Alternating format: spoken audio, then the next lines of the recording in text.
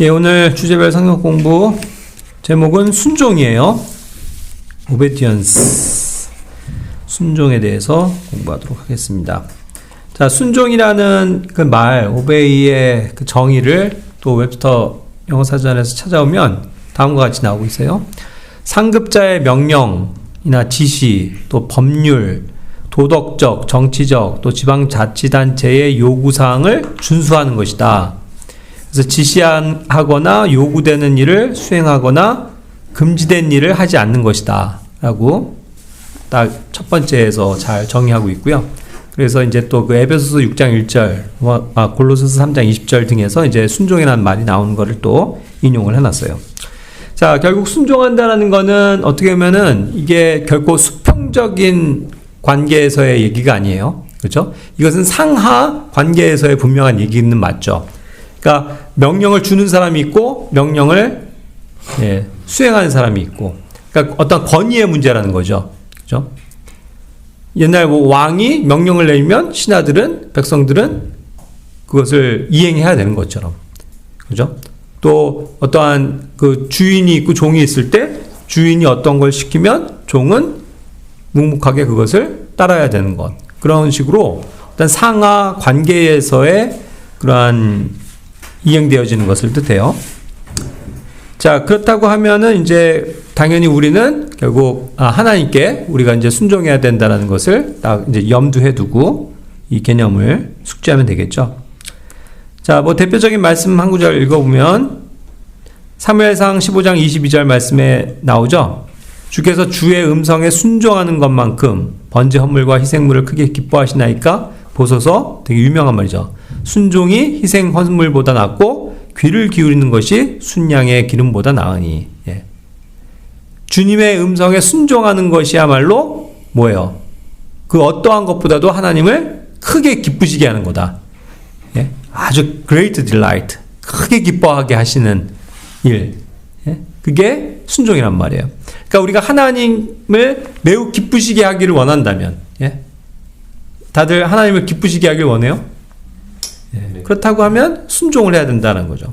그러니까 이것이 또 그것이 비교가 된 게 그 사울이 한 것처럼 번제 헌물이나 희생물, 하나님께 그렇게 의무적으로 해야 되는 어떠한 그런 것을 드림으로써 자기가 인정받으려고 했지만, 예? 그것이 온전한 순종 가운데서 되지 않으면은 그것을 기뻐하지 않으신다라는 것을 이제 이야기하면서 이 구절을 얘기하는 거잖아요. 그죠? 그러니까 반드시 하나님을 기쁘시게 하는 이 순종은 하나님의 뜻대로, 하나님의 그 말씀대로, 그래서 하나님이 하신 그 말씀, 음성에 따라서 순종하는 것, 그것을 의미한다라고 볼 수 있겠죠. 그렇게 했을 때 우리가 하나님을 크게 기쁘시게 할 수 있다. 믿음이 없이는 하나님을 기쁘시게 할 수 없다고 그랬는데 결국 그 믿음에 있어서도 가장 핵심적인 요소가 어떻게 보면 순종이라는 거죠. 몸으로 나타나는 순종. 그것을 생각해 볼 수 있고, 자, 우리가 방금 이 오베이라는 개념 자체가 어떤 상하 관계에서의 명령과 지시에 따르는 것, 그 밑에 있는 자들이 그것을 따르는 것이라고 얘기했죠. 자, 그러니까 일단은 우리가 순종에 있어서 개념을 정립해야 될 중요한 것은 뭐냐면, 우리가 순종해야 될 대상은 오직 주님밖에 안 계시다, 이거예요. 그러니까 이 주님만을 우리가 따르고 주님만을 순종한다는 개념이기 때문에 이것은 유일한 순종의 대상이에요. 우리가 이 세상을 살면서 유일하게 순종할 분은 하나님밖에 안 계세요, 여러분. 어떠한 사람의 말도 우리가 순종해야 될 필요가 없어요. 사실 하나님만 순종하면 돼요. 그죠? 그리고 그렇기 때문에 여러 가지 어떠한 순종해야 될 영역이 생겼을 때도 뭐가 최종적이냐? 최종적인 순종의 대상은 역시 주님밖에 안 계시다라는 거예요. 이것을 분명하게 우리가 이해하고 넘어가야 된단 말이에요. 자, 그러니까 이것이 우리는 절대적으로 구원받은 하나님의 자녀들은 주님께만 순종해야 된다. only. 그리고 최종. 그것을 생각할 때 주님께 순종한다라는 의미가 그렇기 때문에 이제 그 주님 안에서의 순종을 여러 영역에서도 이야기하고 있다는 것을 생각해 볼 수 있죠. 그러니까 뭐냐면 우리가 주 안에서 순종한다는 개념을 잘 이해해야 돼요. 자, 보세요. 어떻게 하나님만 무조건 순종합니까? 우리가 살면서 뭐 부모에게도 순종하라고 했지 않습니까? 예? 또 뭐 남편에게도 순종하라고 했잖아요. 여러 가지 순종하라고 한 대상들이 있어요, 분명히. 그러나 그것이 이야기하는 가장 근본적인 그 개념은 주 안에서라는 거예요. 영역이. 주 안에서 순종하는 거다. 부모에게 순종하는 거 맞아요? 성민 형제? 네. 부모에게 순종해요? 네. 예? 부모에게 순종해야 돼요. 성경 그렇게 가르치고 있어요. 요즘에 남편에게 순종하세요? 예. 순종하라고 나와 있어요. 주인, 동문 형제, 사장님이 이제, 예? 여기 상관, 상전이라고도 했는데, 유경찬 형제님이신데, 순종해요? 하라고 한 대로? 그럼요. 예, 순종해야 된다는 거예요.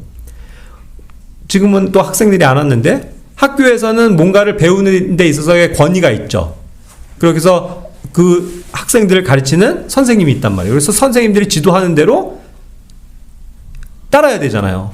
어떤 선생님이 예를 들어서 자, 숙제를 해와라. 내일 시험을 본다. 뭐 예를 들어서 그렇게 하면 그 말을 따라야 되잖아요. 숙제를 해야 되잖아요. 그렇지 않으면 나쁜 점수를 받을 수밖에 없겠죠. 그렇죠? 그러니까 이런 모든 것들이 어떠한 우리에게 주어져 있는 어떤 주인됨, 예? 상전, 상관, 우리가 어떤 순종해야 되는 영역에 어떤 사람들이 분명히 존재한다는 거죠. 순종해야 돼요. 또 국가 권력에 대해서도 순종하라고 얘기하고 있어요. 그리고 또 교회 안에서는 어때요? 교회는 뭐 우리 다 같은 형제 자매들이니까 뭐 그냥 마음판 내가 하고 싶은 대로 한다 이거예요? 아니죠. 교회도 질서가 있어서 어떠한 영역에 있어서는 우리가 하나님의 말씀의 원리 가운데서 어떠한 규례나 또 뭐 해야 될 일들을 정해주기도 하고 또 그런 걸 시키기도 하죠. 그죠? 또 그런 것을 적재적소해서 또 교회에 감독된 자들은 형제 자매들에게도 그런 것들을 시킬 수도 있겠죠. 그죠? 어떤 명령의 아까 개념에서 본다면. 그랬을 때 그런 것들에 순종하는 게 옳다라는 거예요. 자, 그런데 이 모든 게 뭐다? 주 안에서다. 그러니까 이게 개념인 거예요.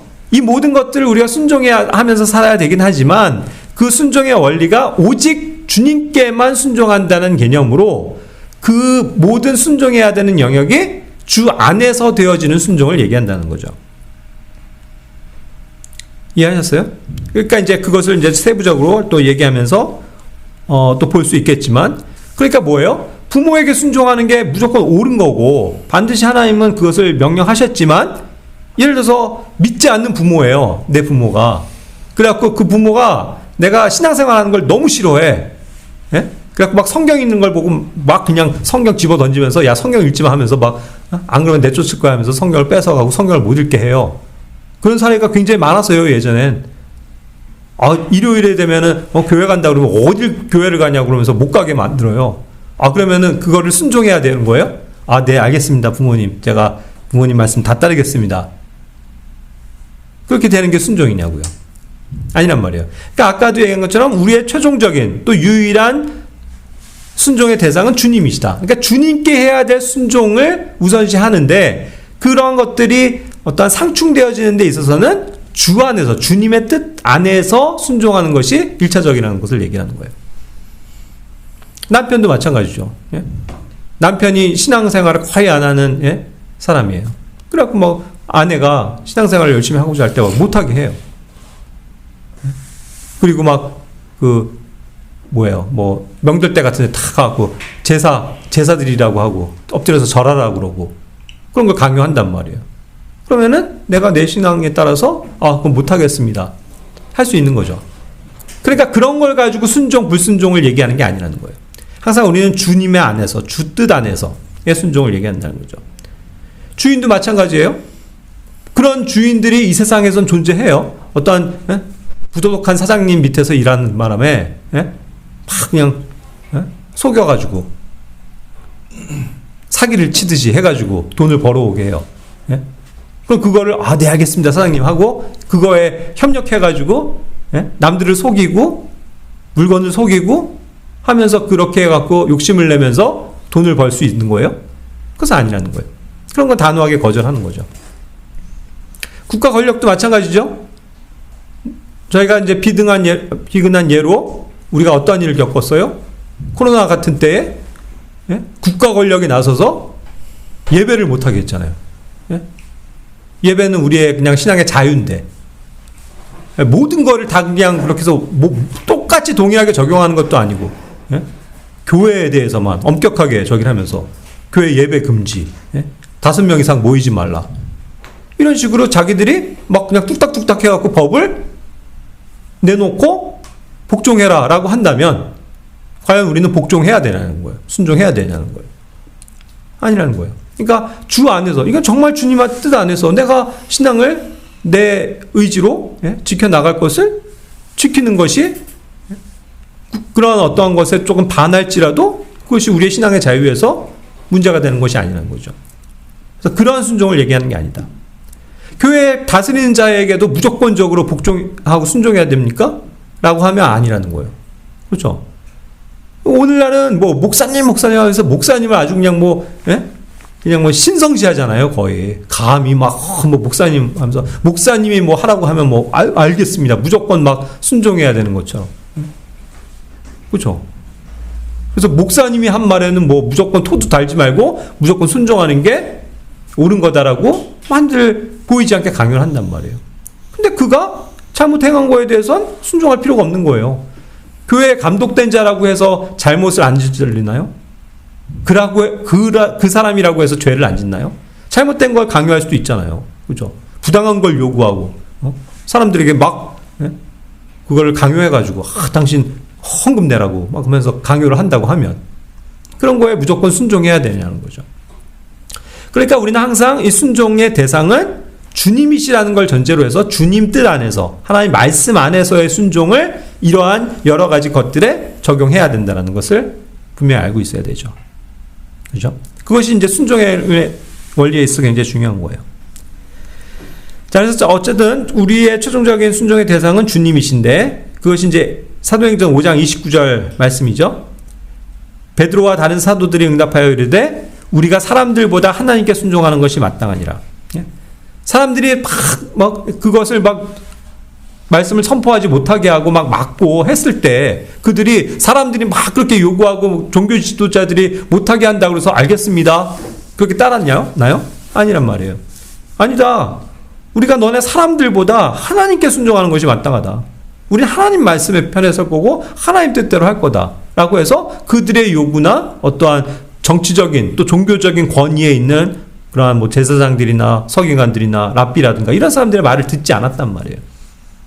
그렇죠? 그러니까 이것은 하나님과의 관계이기 때문에. 그러니까 항상 어떠한 최종적인 순종의 권위, 유일한 권위는 주님이시다. 다시 한번 강조해요. 그래서 이제 주님 안에서의 순종을 얘기한다고 하면 그 주 안에서라는 말을 다른 말로 하면 결국 성경 말씀 안에서라는 거예요. 사람들이 착각할 수 있어요. 이것이 주 안에서의 뭐 일들이라고 우리가 착각하는 여러 가지 얼마나 많은 일들이 있을 수 있어요. 하지만 그것의 모든 것의 근거는 성경이 돼야 된다. 성경에서 말씀하시고 성경 말씀에서 근거하시고 입각해서는 우리가 그 말씀을 순종할 필요가 있지만 그것이 아닌 것들에 대해서는 올바른 분별력을 가져야 된다는 얘기죠. 그죠? 자, 출애굽기 24장 7절에서는 그 언약의 말씀, 그것을 백성이 듣는 가운데서 읽을 때 그들이 얘기했어요. 주께서 말씀하신 모든 것을 우리가 행하고 순종하겠습니다. 예? 이 하나님이 하신 말씀, 그것은 무엇이 되었든 우리가 행하고 순종하겠습니다. 이러한 자세가 중요한 거죠. 예? 우리도 그러한 마음을 가지고 있어요. 예? 정말 성경 말씀대로 살기 원하세요? 성경 말씀대로 순종하길 원하냐고요? 과연 정말 우리는 하나님이 하신 말씀에 대해서 100% 옳습니다, 무조건 순종하겠습니다라는 그러한 마음의 자세와 태도를 가져야 된단 말이에요. 그리고 그러한 믿음을 가지고 실행을 해야 돼요, 실제로. 그래야 정말 우리가 하나님께 인정받는 자가 되는 거죠. 순종이 무엇보다도 중요하다. 그 순종이 하나님을 매우 기쁘시게 한다. 그것을 다시 상기하시길 바라요. 자, 그래서 이제 또 아까 얘기한 그 대상들을 다시 한번 훑어보면, 첫 번째, 이것은 이제 순종은 주 안에서 하는 순종인데 그것이 결국 말씀 안에서의 순종을 얘기한다. 첫 번째 영역은 부모에게 순종하는 거예요. 에베소서 6장 1절. 자녀들아 주 안에서 너희 부모에게 순종하라. 이것은 그것이 옳기 때문이다. 이렇게 정의하고 있거든요. 이게 옳은 거예요. 이게 옳은 것이기 때문에 순종하라는 거예요. 부모에게 순종하는 것 자체가 옳은 것이기 때문에 순종해야 된다는 거예요. 왜 순종해야 돼요? 하고 이유를 단다면 그 이유에 대한 대답이 분명히 하죠. 그게 옳은 것이기 때문이야. 무조건 순종해야 돼. 이거예요. 그러니까 아까 얘기한 것처럼 주님의 말씀 안에서의 어떠한 그 영역에 배치되는 것이 아닌 이상은요, 뭐라는 거예요? 무조건 순종해야 된다는 거예요. 무조건. 내가 하기 싫어도, 부모님이, 야, 너 나가지 마. 무슨 이유 때문에 오늘 밖에 나가지 마. 그럼 나가지 말아야 된다고요. 10시까지 들어와. 그럼 무조건 순종을 해야 된단 말이에요. 너 여기 집에 있으면서 오늘은 이거 여기 청소 좀 해. 하면 해야 된단 말이에요. 왜요? 다른 여러 상황을 얘기할 필요 없어요. 왜요? 그게 옳기 때문에. 부모가 명령한 거에 대해서 순종하는 게 옳다는 말이에요. 그죠? 그거를 정말로 마음에 새기고, 특히 여기 자녀된 형제 자녀들은 그 권위 앞에 순종해야 된다고요. 그걸 순종 안 하면서 아버지, 어머니를 비난하거나 불평하거나 할 수가 없는 거예요. 원망할 수가 없는 거예요. 자기가 해야 될 일은 오로지 순종이다. 그렇죠? 자, 두 번째 영역, 남편에게. 이 말씀은 이제 또 아내 된 자들이 좀 부담스럽겠죠? 그러나 성경 말씀이에요. 디도서 2장 5절. 신중하고 정숙하고 가정을 보살피며 선하고 자기 남편에게 순종하는 자가 되려 함이니 그리하여야 하나님의 말씀이 모독을 받지 않는다. 아내 된 자들은 어떻게 해야 된다고요? 여러 가지 영역들이지만 남편에 대해서는 순종해야 된다. 순종하는 자가 돼야 된다. 다른 말이 필요가 없는 거예요. 그래야 어떻게 된다고요? 하나님의 말씀이 모독을 받지 않는다. 오늘날 사실 이러한 현상을 놓고 볼 때 하나님의 말씀이 참 모독받는 일들이 많은 거예요. 그냥 아내들이 자기가 주가 돼가지고 막 남편들을 좌지우지하고 자기가 권위를 내세우고 오히려 아내들이 남편을 시키고 당신 저거 좀 해. 당신이 저 빨래 좀 하고 밥 좀 하고 나가서 장 좀 봐오고 내가 시키는 대로 해. 그죠? 오늘날 이렇게 막 역전이 돼 있다고요. 그러니까 뭐예요? 그게 하나님의 말씀이 모독을 받는 거라는 거죠. 자, 그런데 일반인 세상에서 그러는 거는 모독받을 일이 없어요. 그게 하나님의 말씀이 모독이 돼요. 그러니까 그들은 그렇게 사는 거지. 근데 이 말씀은 어디에 적용되는 거예요? 크리스찬 가정에. 크리스찬 가정인데 이와 같이 아내가 남편에게 순종하지 못하는 것이 하나님의 말씀을 모독하는 거란 말이에요. 그러니까 아내들은 굉장히 이것을 심각하게 받아들여야죠. 내가 정말 남편에게 순종하고 있는가. 그죠? 아버지가 자녀에게 아까 할 때에 자녀들이 순종해야 되는 것처럼 똑같은 거예요. 순종에 경중이 없어요. 아내가 남편에게 순종하는 건 조금 요 정도면 되고, 순종은 더 많은 거는 자녀들이 해야 되고, 그런 법이 아니에요. 어떠한 사안에 대해서 그냥 남편이 결정하고 이렇게 해 라고 한 거에 대해서 아내들은 순종할 따름이라는 거죠. 그렇죠? 그게 왜 중요할까요? 또 무엇을 보여주는 원리이기 때문인가요? 남편과 아내의 관계는 머리이신 그리스도와 몸된 교회의 관계를 얘기하기 때문이죠. 교회는 내가 뭔가를 내세우는 게 하나도 없어요.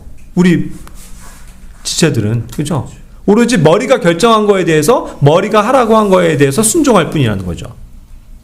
그 관계를 명확하게 보여주는 그림이 뭐예요? 남편과 아내의 관계라는 거예요. 그러니까 여러 청년들도 어떠한 부부를 교회 안에서 볼 때 저 부부가 정말로 성경적이고 정말 그리스도와 신부인 교회의 모습을 이렇게 대변해주는 정말 아름다운 본을 보이는 가정이구나. 그런 것을 이렇게 많이 느낄 수 있는. 그래서 우리 같은 이제 부부들은 또 그런 것에 있어서도 본을 보여야 되겠죠. 그렇죠? 이게 중요한 거예요. 세 번째, 아까 얘기한 것처럼 주인에게예요. 이거는 여러 가지 영역에서 자기의 어떤 권위를 분명히 적용시킬 수 있는 부분이죠. 근데 이제 예전엔 명확하게 주인이 있고 종이 있는 관계였기 때문에 이것이 더 명확하게 드러났었던 문제라는 거죠. 에베소서 6장 5절 같은 데 보면 종들에게 그 육체에 따라서 너희의 주인된 자들에게 두려워하고 떨며 단일한 마음으로 순종하기를 그리스도께 하듯 하라 했잖아요. 굉장히 이 순종에 있어서는, 영역에 있어서는 굉장히 말들이 명확하죠. 아주 구체적이죠. 두려워하라는 거예요. 사장님을 두려워하라는 거예요. 그 앞에서 좀 떨어야 된다는 거예요. 그죠? 막 발 꽂고 앉아갖고, 아, 사장님, 뭐, 그거 그렇죠. 하면서 막, 예? 말대꾸하지 않고. 단일한 마음으로, 한 가지 마음으로, 순수한 마음으로 순종해야 된다. 그런데 누구에게 하듯 하라고요? 그리스도께 하듯 하라. 예? 이거는, 자, 믿는 주인에게만 얘기하는 거예요? 그렇지 않아요. 여러분들 사장님들, 예? 안 믿는 거기 제일 위에 직속 상관들 있을 건데, 그들이 시키는 일을 할 텐데, 그들이 크리스찬이건 아니건 그건 중요한 거 아니에요.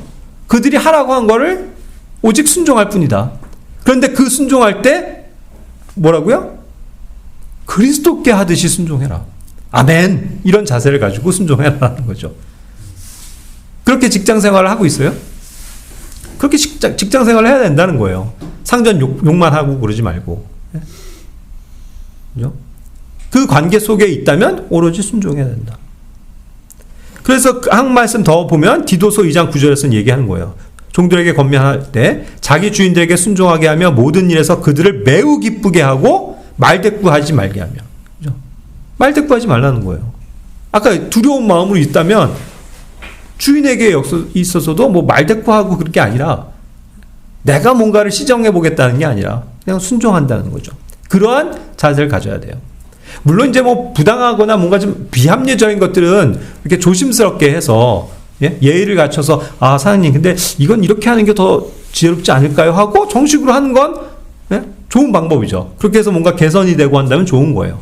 하지만 막 토를 달고 말대꾸하고 아 제 생각에 이런데요. 그래서 자기가 주인인 척해서 안 된다 이거죠.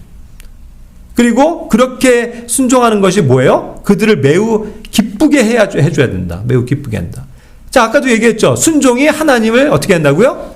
매우 기쁘시게 한다 했잖아요. 우리가 살면서 직장에 있는 상사들이나 이렇게 주인된 자들에게 순종하는 것도 하나님은 매우 기뻐하시는 거죠. 그렇죠? 그들이 기뻐하면 하나님도 기뻐하시는 거예요. 그러니까 우리의 이렇게 살아가는 삶이 그리스도인으로서 살아가는 삶이 얼마나 사실 긍정적이고 에너지 넘치는 거예요. 그죠? 우리가 살면서 주인에게도 그리스도께 하듯 했을 때 하나님이 영광을 받으시고 하나님이 기뻐하신다. 그 순종을 원하신다는 거잖아요. 그리고 그런 것을 순종할 줄 알아야 어때요? 교회 안에서도 올바른 순종을 할 수 있는 거겠죠. 이게 떨어질 수가 없는 거예요.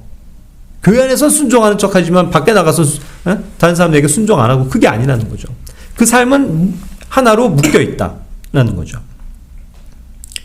또 하나의 영역이 뭡니까? 국가 권력에게예요. 디도서 3장 1절은 말하죠. 그들이 명심하여 정사들과 권능들에게 복종하며 행정관들에게 순종하며 모든 선한 일을 하도록 준비하게 하며. 그죠? 어떠한 국가를 움직이는 그러한 위정자들이 있죠? 그죠? 입법을 하는 국회의원들도 그럴 것이고 또 나라를 행정을 수반하는 또 대통령도 그럴 거고 각계각층에서 일하는 그러한 관료들이 있잖아요. 그죠? 그리고 그러한 사람들에 의해서 어떤 행정이 집행이 된단 말이에요. 그죠? 그랬을 때 그들에게 그 사회가 통용되어지는 건전하고 유익한 법들에 대해서는 어떻게 하라는 거예요? 순종하라는 거죠.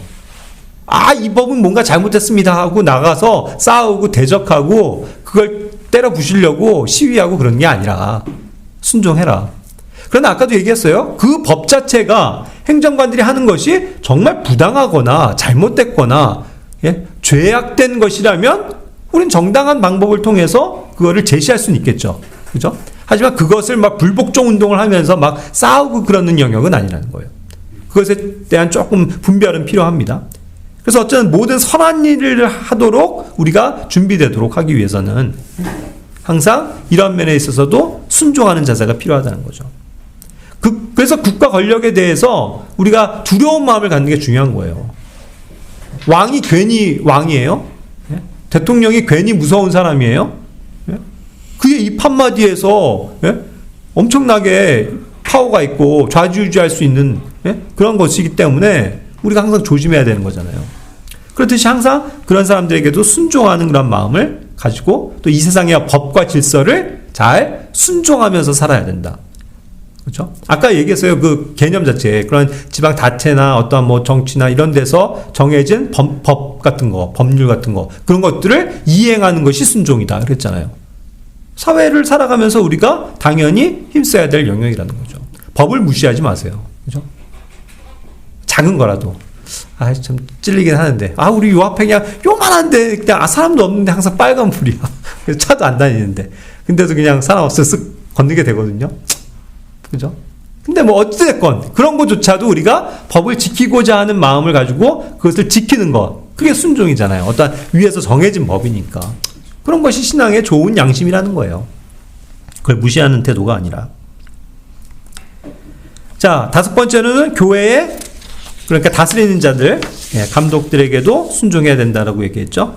히브리서 13장 17절. 너희를 다스리는 자들에게 순종하고 복종하라. 왜요? 특히 그 사람들은 마치 자기가 회개 보고할 자인 것처럼 너희 혼을 위해 깨어있는 사람들이기 때문이다. 그들로 하여금 근심하게 하지 마라. 그죠? 자, 교회를 감독하는 자로서 참 제가 부족하지만 결국 맞아요. 내가 우리 교회의 이러한 성도들의 삶을 대신 회개 보고해야 할 사람인 것처럼 그렇게 사실 태도를 가져야 되거든요. 저 역시도. 예를 들어서 저 찬영 형제가 바깥에서 사회적인 무리를 일으켰다면 교회에 감독된 자로서 내가 나서 죄송합니다. 잘못했습니다. 용서해 주십시오. 제가 우리 교회의 성도들을 이렇게 잘 저기를 못해서 이런 불미스러운 일이 일어났습니다. 라고 내가 내 책임인 것처럼 그렇게 돼야 된다는 거잖아요. 저에게 찔림을 주는 건데 솔직히. 그죠? 근데 그러한 어떠한 정말 마음으로 항상 교회를 돌아보고 기도하는 자들, 그래서 말씀으로 올바른 길을 갈 수 있도록 어찌됐건 노력하는 그 사람들의 수고를 알고 그들의 말에 항상 어떻게 해야 된다고요? 순종해야 된다. 그렇죠? 베드로전서 5장 5, 6절에서도 얘기하죠. 감독들에게, 이렇게 젊은 자들에게, 장로들에게 순종하라고, 복종하라고 얘기하잖아요. 중요한 거예요. 그러니까 뭐 그것이 뭐 그런 것들은 어떤 뭐 교회 안에서 되어지는 거는 우리가 1차적으로는 다 말씀의 원리에 대로 다 자유롭게 하지만 어떤 영역은 뭔가를 아까도 얘기한 것처럼 시킬 수도 있잖아요. 뭐 동문 형제 이번 주에는 좀 미안하지만 일찍 나와서 이거 좀 청소 좀 하는 거 좀 도와줘야 되겠어 하고 시켰단 말이에요. 그러면 왜 그런 걸 저한테만 시키세요 하면서 막 저 사람 좀 시키세요 하고 막 그런 딴지를 거는 게 아니라 어떻게 하는 게 올바른 태도라고요? 네, 알겠습니다. 그런 순종하는 자세가 필요하다는 거예요. 그렇죠? 자, 그래서 이제 이런 것들도 우리가 분명히 배워야 되고요. 자, 그렇다면 이제 우리가 순종하는 데 있어서 왜 순종하지 못할까를 생각해 보면 두 가지 영역이 있는 것 같아요. 성경에서 가르쳐 주는 걸. 첫 번째는 다른 생각 때문이에요. 고린도서 10장 5절 6절은 우리가 상상하는 것, 또 하나님을 아는 것에서 대적하고 스스로를 높이는 이런 것들 때문에 모든 이제 높아진 것들 때문에 이렇게 무너지는 건데 우리의 모든 생각을 그래서 사로잡아서 그리스도께 순종해야 된다고 얘기를 했거든요. 그래야 너희의 순종이 이루어질 때 모든 불순종을 응징하려고 준비되어 있다. 불순종하는 것들을 응징하기 위해서도 순종하는 자세가 필요한 건데 뭘요? 우리의 생각을. 내가 전적으로 순종하지 못하는 때 보면요. 내 생각이 다른 생각을 갖고 있기 때문이에요. 그렇죠? 아까도 얘기했어요. 부모님이 이걸 이렇게 하라고 했는데 내 생각엔 그게 아니야. 그거는 부모님이 뭔가 잘못 생각하는 것 같아요. 그러니까 순종을 안 해요. 그렇죠? 내 생각 때문에. 그러니까 나의 높아진 어떤 생각들이 방금 얘기한 여러 영역에 있어서 그 높아진 마음 때문에 내 생각과 내 주장을 함으로써 마땅히 순종해야 될 걸 놓친다 이거예요. 아내들도 마찬가지예요. 남편이 뭘 어떻게 하자고 하면 일단 딴지를 걸고 나 그건 잘못됐다고 생각한다고 막 얘기를 해요. 자기 생각을 얘기해요. 아내들이. 네? 그럼으로써 결과적으로는 싸움이 오고 불화가 오고 결과적으로는 불순종을 하게 되는 일들이 꽤 많아요. 그러니까 어떻게 해야 된다고요? 자기 생각하지 말라는 거예요. 항상 순종하려는 자세가 갖춰져야 된다. 그걸 얘기하는 거죠. 그죠? 자, 이거 다 하나님의 말씀입니다. 제가 뭐 누군가에 대해서 뭔가를 얽어매기 위해서 얘기하는 게 아니라 다 하나님 말씀이잖아요. 그럼 그냥 우린 솔직하게 그것을 받아들이고 역시 그것에 맞춰서 순종을 하면 되는 거죠. 그죠? 두 번째 이유. 순종하지 못하도록 회방하는 자가 실제로 있기 때문이에요. 그게 누구예요?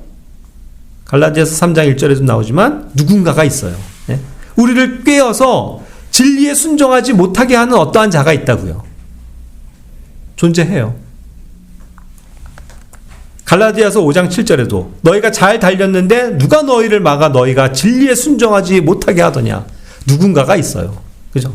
우리가 순종하는 걸, 주님께 순종하는 걸 싫어하는 어떠한 자가. 누구예요? 사탄 마귀예요. 그래서 그가 항상 우리에게 이러한 순종하지 못하도록 하는 생각들을 집어넣어요. 그런 환경을 만들어요. 그리고 그런 것들을 꼭 얘기해주는 내 옆에 어떠한 사람을 둬요. 그래서 그의 입에서 막 그런 것들을 부정적인 거, 순종하지 못하도록 하는 거, 비난하는 거, 이런 것들을, 그런 영들을 가져오죠. 그래서 우리가 그거에 속아서 순종하지 않아요. 그렇죠? 그런 경우가 많다고요. 그러니까 항상 사탄 마귀는 불순종의 영이에요. 그렇죠? 하나님의 영을 대적하는 존재라고요. 그러니까 항상 우리가 하나님의 말씀에 순종하고자 할 때에 야, 그거 순종할 필요 없어. 그건 네 손해야. 라고 순종을 못하도록 여러 각도에서 일하는 존재, 사탄 마귀예요. 그러니까 그것에 이끌려서 가면 우린 불순종이 될 수밖에 없는 거죠. 그러니까 그것을 이기고 우리의 마인드를 어떻게 해야 돼요? 성령님의 마인드로 바꿔서 성령님께서 주시는 그 진리에 순종하도록 항상 내 마음을 드려야 된다는 뜻이에요. 그래서 우리는 진리에만 순종해야 되는 거예요. 베드로전서 1장 22절. 너희가 성령을 통해 진리에 순종함으로 너희 혼을 깨끗하게 하여 거짓 없이 형제들을 사랑하기에 이르렀으니 순수한 마음으로 뜨겁게 사랑하라. 성령을 통해서 성령님의 의지한 삶을 살아야 우리가 그것을 통해서 진리에 순종할 수 있어요. 그렇지 않고 성령님을 의지하지 않고 내 육신에 의지하다 보면 방금처럼 사탄 마귀에 이끌려서 불순종으로 간다고요. 뻔해요. 그죠? 그러니까 항상 진리의 편에 서시길 바래요. 예? 그리고 항상 성령님 안에 거하시길 바래요. 그래야 우리가 순종할 수 있어요. 내가 사실 불순종할 때 보면 뭐예요? 다 육신 생각 아니에요. 육신의 생각 때문에 순종하지 못하는 거지 무슨 변명할 게 뭐가 있어요, 솔직히. 그래서 그런 우리들을 반성하고 정말 진리에 순종하고자, 하나님이 하신 말씀에 순종하고자, 또 성령님의 그런 음성을 듣고 따라가고자, 예? 정말 힘쓰는 그러한 우리들이 되기를 원해요. 마지막으로 자기 몸을 의의 도구로 하나님께 드리라 라고 얘기하고 있는데 역시 이것이 순종이죠. 로마서 6장 12절 13절. 그러므로 너희는 죄가 너희의 죽을 몸 안에서 군림하지 못하게 하여 몸의 정욕 안에서 죄에게 순종하지 말고 또한 너희 지체를 불의의 도구로 죄에게 내주지 말며 오직 너희 자신을 죽은 자들로부터 살아난 자로서 하나님께 드리고 너희 지체를 의의 도구로 하나님께 드리라. 도구. 우리의 몸이 도구가 돼야 된단 말이에요. 그렇죠? 근데 무슨 도구로요? 죄의 도구로요? 죄의 도구가 되면 안 된다고요. 의의 도구가 돼야 된다고요. 하나님 편에 서야 된다고요. 정욕 안에서 있다 보면 죄에게 순종할 수밖에 없어요. 내 생각 가운데서 살아가면 죄를 질 수밖에 없다고요. 그렇죠? 그러니까 항상 성령의 편에 서야 되고 정말 하나님의 말씀을 따라가고자 하는 그러한 어떤 헌신된 마음을 항상 가지고 주님께 붙어 있어야 된단 말이에요. 그리고 실제로 이것은 지체, 몸에 대한 얘기거든요. 그러니까 몸을 주님께 드리기 위해선 항상 그 몸이 있어야 될 곳에 항상 있어야 된다니까요. 그죠? 내 몸이 자고 있으면 안 되고 어떠한 시간에 정확하게 앉아서 성경을 읽고 있어야 된다. 기도하고 있어야 된다. 일요일이 되면 다른 데 가지 말고 다른 약속 잡지 말고 교회 모임에 와 있어야 된다. 그게 의를 위해서 도구로 사용하는 거예요. 무슨 세상에 가서 친구들이랑 만나고 있으면서 무슨 내가 의의 도구로 사용이 된단 말이에요. 그렇지 않아요. 우리가 전도하러 간다? 그 시간에 영화 보러 갈 거예요? 우리의 몸을 어디에 드릴 것이냐? 뭐가 주님을 기쁘시게 하는 거냐? 생각해야 된다는 얘기죠. 그리고 순종할 줄 알아야 된다는 거예요. 순종이, 자, 오늘 이제 이렇게 해서 결론을 맞지만, 순종이 사실 쉬워요? 저는 어렵다고 봐요. 순종하기가 너무 어려워요. 저 역시 하나님의 말씀 앞에 모든 것을 순종하기가 참 어려운 자신을 봐요. 자녀들, 부모에게 순종하기 진짜 어려워요. 말대꾸하기 시작해요. 머리가 커지면. 아내들, 남편 하는 말 잘 안 들어와요. 별로 순종하고 싶지 않아요. 남편이 하도 한심하다고 생각들 해요. 어려워요. 교회 안에서 교회 감독에게 순종하기가 그렇게 쉬울 것 같아요? 모든 것들이 쉽지 않아요. 나를 그렇게 어렵게 하고 맨날 그냥 힘들게 하는 상사, 사장님에게 아까 한 것처럼 그리스도께 하듯이 순종하기가 쉬울 것 같아요? 천만에요. 순종 너무너무 어려운 거예요. 너무너무 어려워요. 차라리 이게 조금 주제적으로 서브젝트라고 그래갖고 복종하는 것으로 가면요, 그거는 어떤 권력 앞에 엎드질 수밖에 없는 거기 때문에 강제적으로라도 복종해야 되는 걸 뜻해요. 그죠? 그런 영역들이 있어요. 어쩔 수 없이 해야 되는 거. 예를 들어서 어디 가요? 군대가. 싫든 좋든 그냥 복종해야 되잖아요. 그런 개념이라면 그런데, 순종은 사실 어떤 면에서는 나의 어떤 자발적인 마인드가 필요한 영역이거든요. 그래서 더 어려운 것 같아요. 순종 쉽지 않아요. 내 몸을 의의 도구로 순종하는 거 쉽지 않다고요. 그렇죠? 저도 참 많이 맨날 반성하지만 일찍 일어나서 정말 새벽같이 정말 주님을 찾고 내가 맑은 정신으로 만나고 하는 거 쉽지 않다고요. 순종을 잘 못해요. 순종해야 된다는 걸 알면서도. 그러니 어쩌겠냐고요. 이 연약한 몸을 가지고 있는 우리가 항상 겸손하게 하나님 앞에 무릎 꿇고 나의 잘못을 인정하고 나의 연약함을 주님께 구하면서, 은혜를 구하면서 늘 무릎을 꿇고 하나님 앞에 나갈 수밖에 없는 거죠. 그런 자세가 필요해요. 그래야 온전히 순종하는 자녀로 점점 성장할 수 있겠죠. 그래서 최종적으로 뭐라고요? 아까 배운 것처럼 우리가 순종을 통해서 하나님을 매우 기쁘시게 할 수 있다. 조금 기쁘시게 하는 사람이 아니고 진짜 매우 기쁘시게 하는 그런 순종의 자녀가 되기를 우리 모두가 힘씁시다. 그래서 각자가 지금 부족한 영역이 뭔지, 어떤 영역에서 내가 순종이 더 필요한지, 모든 것이 다 주님 안에서의 순종이라는 거 오늘 분명히 배우셨길 바라고, 뭐 교회에서만 순종하는 척하는 그게 아니고 나의 모든 삶의 저변에서 순종의 영역은 다 존재하고 있다. 이것을 꼭 기억하시길 바라요. 뭐 혹시 질문 있으신가요?